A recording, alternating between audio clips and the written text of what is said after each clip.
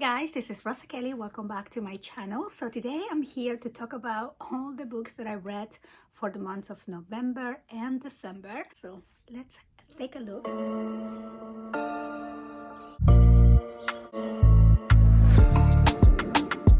Have a combination of like thrillers, scary books, also some historical fiction, and so yeah. So the first book that I finished on the month of November, this is actually one that I carry from October, and this is the For the Wolf, and this is by Hannah Witten. So on this book, this is like a retelling of Red Riding Hood, and I absolutely love that. So it has like a spin-off on the story, of course. So on this book, we're following two twin sisters, and they are the daughters of this like king, and so the tradition says that the first daughter is supposed to inherit the throne, and the second daughter is supposed to be offered to the wolf. So on this little village, it is believed that the second daughter needs to be offered. That way they can rescue the kings that have previously, or the gods that have previously been captured by the wolf.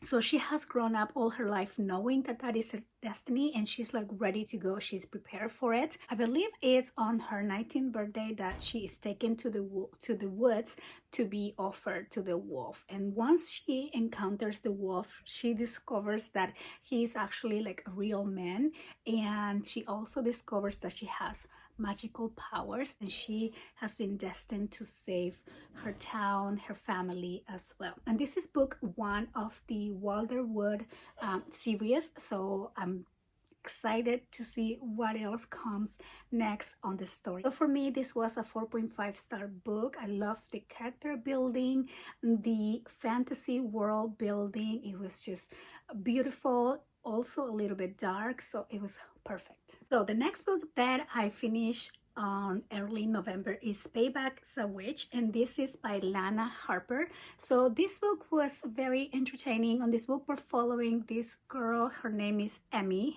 Harlow, and so she lives in this town where there's a lot of like magic involved. She decided to leave her town because she didn't feel like she was powerful enough, and she wanted to basically make a life of her own away from her family.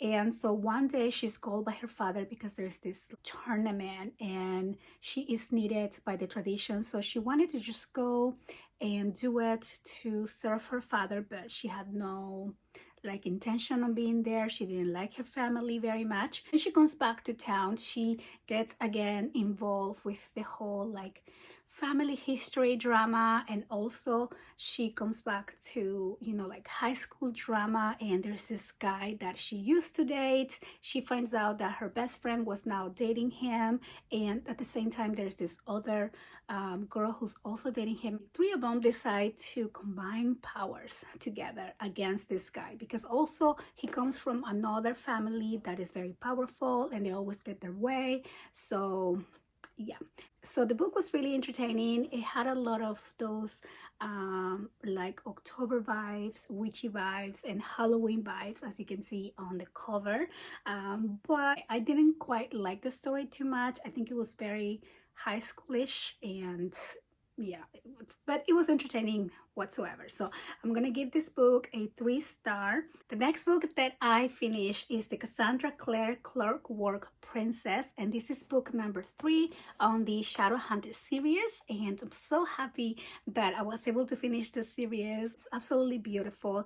The love story is just incredible. The writing, it's everything is beautiful about this. Like, so on this book we're following Tessa, and so on book 1 she discovers that she is a shadow hunter. She was looking for her brother and she was captured, and then she gets rescued by other shadow hunters, and she gets taken into this institution where she's learning how to be a shadow hunter herself. And in there she meets this other person named Will, and she falls in love with him, but she doesn't know if there's anything ever gonna happen with him. And at the same time she starts having feelings for this other shadow hunter who is also like his best friend. So there's this triangle, and ending was worth every tear that I dropped during this series because it was just so beautiful. I highly recommend this series. Definitely a 5-star. Now there's another series that comes after. So the next one that I'm going to be reading is The Chain of Gold. So I can't wait to see what else happens. So another book that I finished in November is The Library of the Dead, and this is by T.L. Huju. And so this book was incredibly like dark. On this book, we're following Ropa, and she is this 15-year-old girl who can talk to the dead. She can hear ghosts speak to her, and she comes from this family where they don't have a lot of means to make money. So she decided to drop out of school and kind of just do that as a living to make money for her family. Ropa is told by the death that there's something happening to the children that are disappearing in town, and she's taken to this library underground, and in this library you can find like all these evil spirits, and what is happening to the children is actually so dark and so scary. So on the description of the book says this is the Sixth Sense meets Stranger Things, and it is absolutely right. The book was so engaging, also very fast-paced, so I highly recommend this book. This for me was also a 4.5. So the next book that I read is The Last Time I Lied by Riley Sager. He has become one of my favorite thriller authors. I just love his writing style. Everything is so easy to read, it's so fast-paced, and it's very enjoyable. So I really like that. On this book, we're following Emma, who goes to this campsite and all of her friends get murdered except for her. And then we're also following the timeline years after, I believe 10 years after. She becomes this really famous painter, and all she paints are the faces of the girls that were murdered. So it's really disturbing once you start like imagining that. So she's invited by the new camp owner back to the camp to teach some classes after the camp has been closed for so many years. And the only reason why she wants to go back is because she wants to like really find out what happened to her friends. I just love the puzzles that build in your brain as you're discovering what really happened to these girls. Another book that I finished in November is The Last House on Nearless Street, and this is by Catriona Ward. This book was incredible to me. I enjoy every minute of it. I gave this book a 5-star, and I love how this book is supposed to be a thriller or a horror book. I think it's that is how it appears to be, but it's actually so much more than that, and it raises a lot of awareness as well on like mental health. On this book, we're following Ted, and he is this adult guy who comes with this really dark past. He has definitely a lot of issues. He also has this teenage daughter and their cat, and their cat also talks and it has a voice, and I just absolutely love her like attitude, and she was my favorite to read. But there's also this girl who disappeared back in the day. So when this girl disappeared, Ted was like blamed for it, and you can see all of the things that happened in the past. And then this neighbor moves to town who happens to be the sister of the girl that disappeared years ago. So she suspects from him. She still believes that he had something to do with her little sister's disappearance. So you're following all of that. But to me, the twist on this book, I definitely did not see it happening, and it just blew my mind the way this book was written. And it was so, again, entertaining, really fast-paced, raised a lot of awareness. You have to read this book. It's really good. Next book that I have here is Too Good to Be True, and this is by Carola Lovering. So this book, another one that had like a super fast paced, and I love discovering the secret twists and turns on this book. So we're following 3 different perspectives. We're following Sky, Heather, and Burke. So Sky is engaged to the man of her dreams. He's just such an amazing guy. And then you're following Heather, and you're following Heather's perspective on 2 different timelines, when she was young and then her present and now. And then on Burke's perspective, you are following all his journaling that he has been done throughout the years. And then when you get to connect all of those like the whole triangle and how that comes out to be, it was just, for me, it was mind-blowing, and I just absolutely enjoyed the ride throughout this whole book. And again, another one that I do highly recommend. For me, this was a 4.5 star. So another book that I finished in November is Not a Happy Family by Shari LaPena. So on this book, we're following this wealthy family, and the couple has 3 grown-up children, and apparently they all don't get along with their parents because their father was this horrible man, very abusive, very judgmental. And so they're invited to have dinner. I believe it was Easter dinner.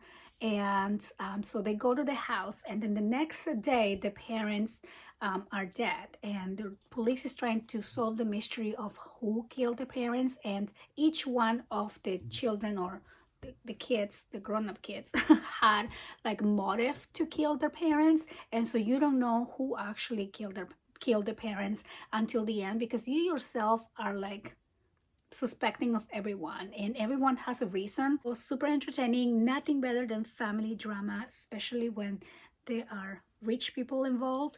And so for me, this was a 4 star. The book that I finished on November is The Book of Accidents, and this is by Chuck Wendig, one of the best horror books that I've read. And so on this book, we're following this family. They move back to the town where they grew up, but they both have some sort of like background story with their family. So then they return back to the town once their son is a teenager, but the son meets this friend who is showing him all these sinister things that had happened on the town and that are now happening again. I highly recommend this book. For me, this was a 5 star. Now let's move on to the books that I read on December. And so we have here the Rock, Paper, Scissors by Alice Finney. Another 5 star that I highly recommend. So on this book, we're following this married couple, and they're celebrating their 10-year anniversary. So they go into this like little like Airbnb that used to be a chapel. So it's this old chapel that it has some like scary things happening in there. So they go into this vacation because they want to know if their marriage is worth saving after 10 years. And then on the book, you're also reading a letter that the wife wrote to him on every year on their anniversary. I love that aspect. And then you get to see what she writes, and the way that it was written, it was like there's always something like hiding, there's always like this secret, and I just love her voice. I just can't explain it. You have to read it. Then you get to discover who these people really are, and the twist at the end. It actually had 2 different twists throughout the book, and both I did not see coming, any of them, and it just blew my mind. I just love every part of this book. And then also it is an amazing like winter vibe book. It all happens on the snow. This secret chapel is on the snow, and it was a really good time. We're gonna move on to some historical fiction. So on the month of December, I don't know, for some reason I really wanted to read historical fiction books. The first one that I have here is The Four Winds, and this is by Kristen Hanna. And this book for me was beyond 5 stars. Like, it was so good, so heartwarming. I cried. I don't know how many times I cried with this book, but it's also so empowering at the same time. So on this book, we are following Elsa, and she lives on the times of like the Great Depression, and also she's from Texas, where they had all these like windstorms, and these storms were like killing everything around. It was either too hot or too windy, and the farmers could not make a living, and all the animals were dying, and it was really, really hard to survive. So then she makes this really hard decision to move to California and to start a new life. And then you see all of the struggles that she goes through in California, where she's supposed to start fresh. There is a lot of judgment for the people that are moving to California. They are so discriminated, and it just broke my heart in so many ways. The ending broke my heart in a million pieces. I I've never cried so much with a book before. So one that I highly recommend. This is one of my favorite books of the year as well. The next book that I read is The Paris Library, and this is by Janet Charles. So this is the story of this American girl who lived in Paris at the times where World War II was starting. They're not allowed to serve any Jewish people, give them any books. There's a lot of books that are not meant to be out anymore. They're supposed to be destroyed. And then you also follow another timeline on the 1980s where this girl Lily discovers a secret from her neighbor. So her neighbor happened to be like her mentor, and she will like teach her different things. And then one day she goes to her house because I think she goes out of town and she's in charge of like watering the plants, and she discovers some secret letters. And so everything changes from there. Her perspective of who this person really was. You know, I love reading about World War II. And this book touches an aspect that I haven't seen before, like about literature and how some books were being burned and how some people were forbidden from reading. Another book that I recently finished is Before We Were Yours, and this is by Lisa Wingate. So this was another book that was on my goals of books to read for 2021, and I'm glad that I was able to read it. This book talks about how children were basically being stolen from the families by the police and taken into this like orphanage house. And then their names were being changed, so parents wouldn't be able to find their children. And even if they did find out where they were, they simply said that your children were better off without you, and now they have a better life. So then these children were then being placed on homes of like people who couldn't have children, but they were basically paying a really good amount of money for these children. And then on this orphanage where the kids were being placed, there was a lot of things that were happening to them and no one was accountable for. And so it was horrible to read about this, especially to know that this is something that actually happened. Just so incredibly sad. And there's also a lot of resources, so if you want to learn more about what happened, which is something that I want to do, the author does share where she got a lot of her information. Next book that I finished is Becoming by Michelle Obama. This is one that I wanted to read since the beginning of the year. So as you know, we're following the story of Michelle Obama, how she came to be a first lady, how she grew up with all these different limitations, and so how the power of education can change your life. And so I think what I take from this book is like, you should not let anyone define who you are, and just work for what you want. And if you prepare yourself, then you are capable of doing anything. I was highly inspired by her story. I myself have struggled so many times with people telling me you can't do this or you can't do that, and just rising above anything. And that is just so important. So I highly recommend this book. She's just such an amazing figure for me, someone that I really admire, and the book was just incredible. So again, another 5-star read for me. We have a book that changed my life. Like honestly, this book should be the Bible for any girl, woman, men even, just so you know, we know where we stand. So this is Untamed by Glennon Doyle or Doyle. I'm sorry if I'm mispronouncing this book, but this book was super quick to read. I actually read this in like a day or two. The chapters are concise, precise, short, and with a meaningful message. And so on this book, we are listening to the story of this woman who decided to live her life. She decided to stop listening to everything everyone is telling her how she should be acting, and just start being yourself. And so this book was a validation for me that we should just continue being who we are and not let any expectation of society affect who you want to be in life. And amazing. Another 5-star book for me. Here's another book that I finished on Christmas. I started this book on Christmas and I finished it like the next day because it's just so sweet, so heartwarming. So we're following Tessa and Weston, and it is their first Christmas together. And so they are both teenagers, which I didn't know going into this book. I thought they were more like a grown-up.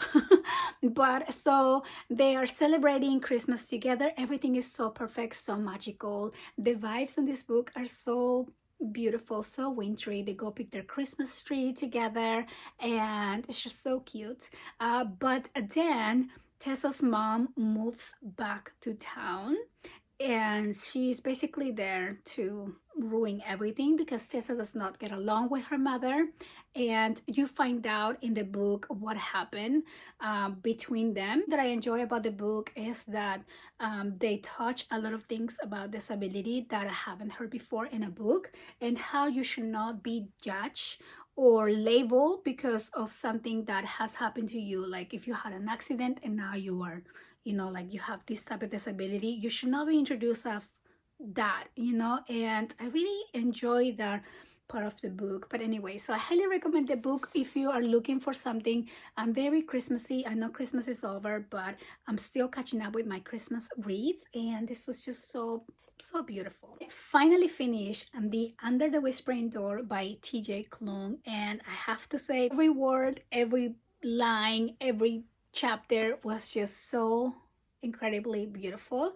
And the book did make me cry, of course, because it touches some aspects of like passing and letting go. If you have someone that you really love that is no longer with you, you will definitely you know, like get emotional at some points, as I did. But it's just such a beautiful read. Again, for me, another 5-star book this month. So on this book we're following Wallace, and he was this horrible person.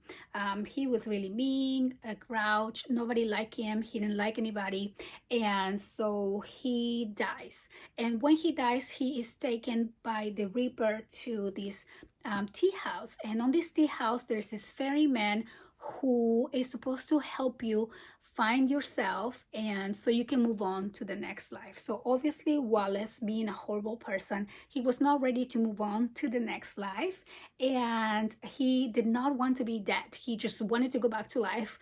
And so on this house he is given some time to discover who he really is and to be ready to pass on to the next life. He starts to discover the real meaning of life, and unfortunately he's already dead. But there's so many beautiful messages on this book. There's so beautiful quotes, and again it touches a lot of you know, like aspects of grief and letting go, and it gives you a lot of hope. If you have someone who has passed in your life, it gives you a lot of hope of maybe what is to come next. And so yeah, so it was a beautiful read. He is definitely one of my favorite authors now, and I just can't wait to see what he comes up with next, and I'll be first in line to read his next book. And so there's a couple books that I didn't get to finish this month, so I'm just gonna mention those really quick. First one is A Little Life, and this is by Hania Yanagihara. And so this is a really sad story. And so on this book we're following 4 college friends and their journey throughout life, and it is a really sad book. You see on the book their background stories of their family and how you don't choose your family, but you can choose your friends. Now I'm only like a quarter into the book. It's a lot of trigger warnings for this book. I actually review all of those, and I was hesitating to read the book, but I also heard that it's a beautiful story, so I'm just going to go for it and read it, and I'll let you know how that goes after I'm done with this book. And another book that I am reading right now is The Woman They Could Not Silence. and I don't remember who the book is from, but I will put it on the screen here. And so on this book, we're following this woman on the 1840s, and so she lives in this society where women are not allowed to express themselves, and they're not allowed to have a voice of their own.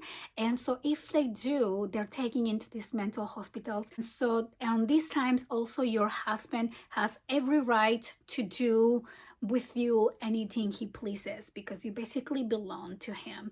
And so he did not agree with the way that she was thinking. He did not agree with her political visions or her religious visions, and so he declares that she is insane, and she is put into this mental hospital. And so you can see in there how she struggles with being who she is, and then also she doesn't know if she should just pretend and do whatever her husband wants her to do, because she does have children and she wants to go back to them. So it is a really sad story. I am only a quarter into the book, and I am just so incredibly hurt to know that those are things that have actually happened during those times, and how powerless women were back in the day. And it just makes me, grateful that we are not that type of society anymore.